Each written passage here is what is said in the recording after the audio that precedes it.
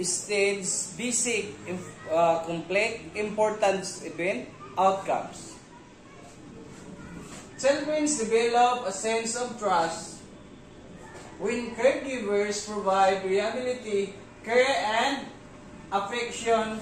A lack of this lead to mistrust. So, diya makuha ng bata, sa ginikanan pa nagtutoy, siya pa, napa siya dito, nagsumikad ang iyahang mga pagsalig sa iyahang ginikanan. Early childhood, 2 to 3 years old, toilet training, and child needs to develop a sense of personal control over physical skill and sense of independence. Success lead feelings of autonomy, failure result of feelings of shame and doubt. So, there is early childhood, 2 to 3 years old, ginatrain nato ang mga bata, like for example, ganang mag-CR, o unsaon pag proper, o unsaon pag plaster sa iyang kagalingon kung mag-CR. So, matrain na nato siya. And then, preschool to 3 to 5 years old, exploration. Children need to begin a certain control and power over the environment.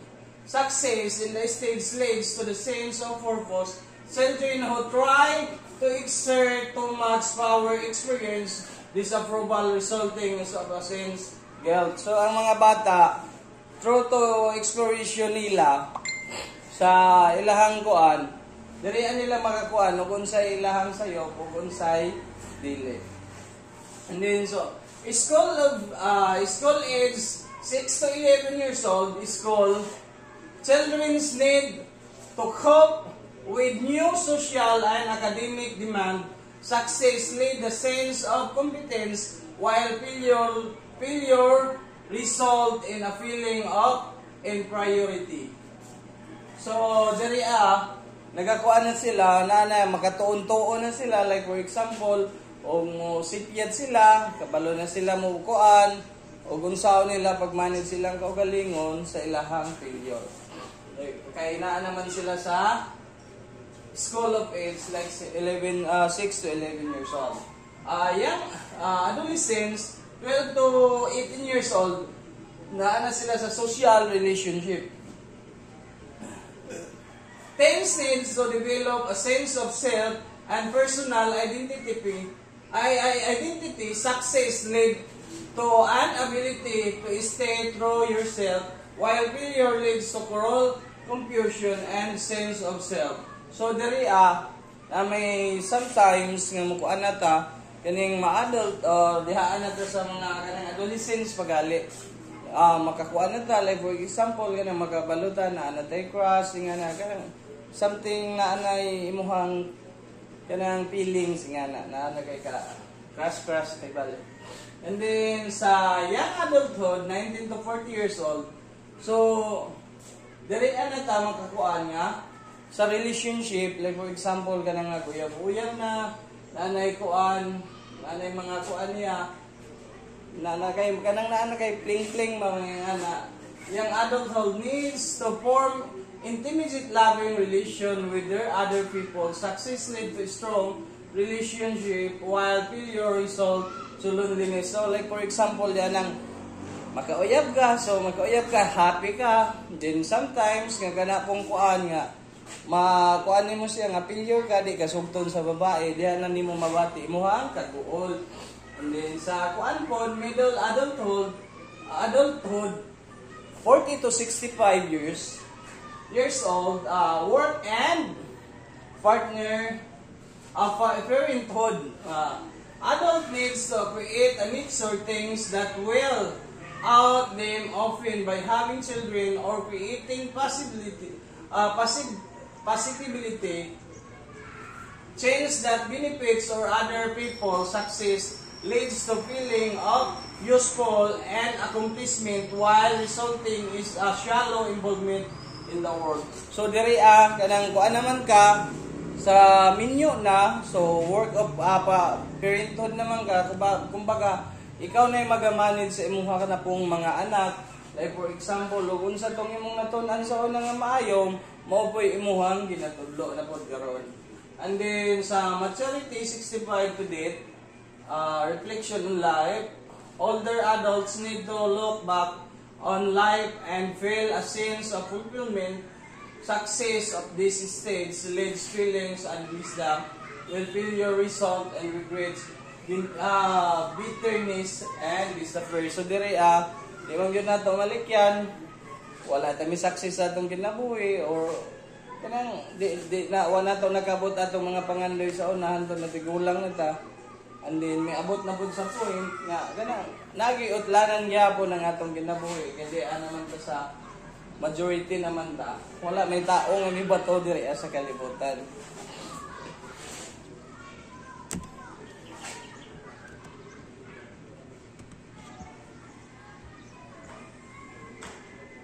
So, cognitive development theory, children construct their understanding of the world.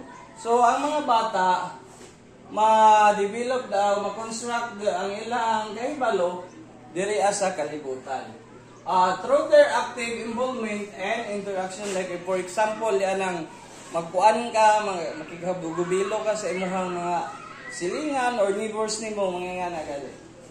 And then, study history train children to focus not what the key, what the new, but how the new it.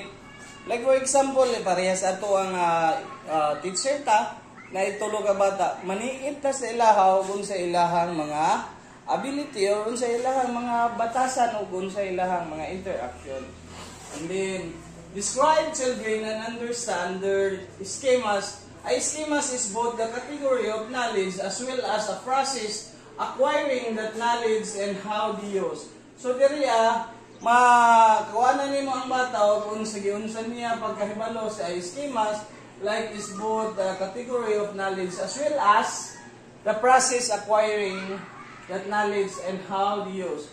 Or there are two difference of cognitive development like assimilation and accommodation. This picture shows that boy saw an airplane from existing schema. He called it bird. This is called assimilation. So ang bata diri nagtuon pa siya unsa iyang nasayran kaya ang una niya nakita is ang bird. No, kay naglupad ang aeroplano, iyang nasayran sa mulupad nga kuan is bird ba na siya. Mothers told him in an airplane and people traveled in and it's non-living thing. So ang aeroplano ginasulti sa ginikanan nga mulupad na siya pero dili na siya non-living things, dili wala na siya kinabuhi. No. Then there is the third picture, with the help of new schema, now boy come to know the difference of bird and airplane. And now, he can correctly recognize this called accommodation. So, kani siya, diri sa the third picture, nakabalo na siya, kung unsa na siya, dili na siya langgam, tungod kay aeroplano. No? And then iyahang gikuan nga kabalo na siya unsa ang eroplano or unsa pod ang langgam. So mo na siya gitawag ang accommodation o assimilation.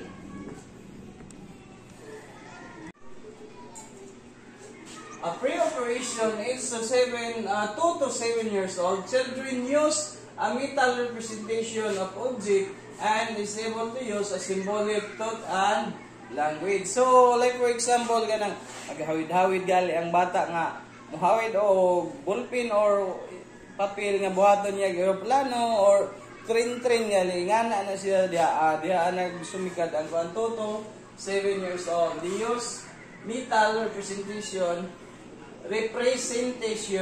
of object and able to use symbolic thought and language. So, complete operation, age 7 to 11 years old, child use a logical operation of principle when solving a problem. So, ang bata diri use a logical operation to solve a problem. A formal operation age 12 up to use up a logical operation in a systematic fashion and work with the ability to use abstraction. So diri una nang mga magamit na og mga kuan kaning mga calculator or anything else na mga kuan kay kabalo na ang mga bata. Lev Vygotsky, sociocultural, agreed children are active learners, but they know knowledge is socially constructed. So, si Lev Vygotsky, nagkuan yun siya nga ang knowledge sa bata makuha through their social constructive. And then, cultural values and custom dedicate what is important to learn. What is important to learn. So, diri magsumikad gyapon ang imuhang kuan through to cultural, like for example sa imuhang mga pamilya, sa imuhang mga kapalibutan ng mga kuan, ang imuhang values and dedicate what important to learn. And then sa children's learn from more expert member of society. So diri nagkuan ng like for example sa ato ang ginikanan, ngana sila na ang makabalota dito sa ilaha o sila ang mutudlo sa mga bata. Mao na siya ang gikuan nga na ay expert members of society. Lev Vygotsky described the zone of proximal development where learning occurs. So, ang kahibalo nagsumikad sa tanan sa ato ang palibot.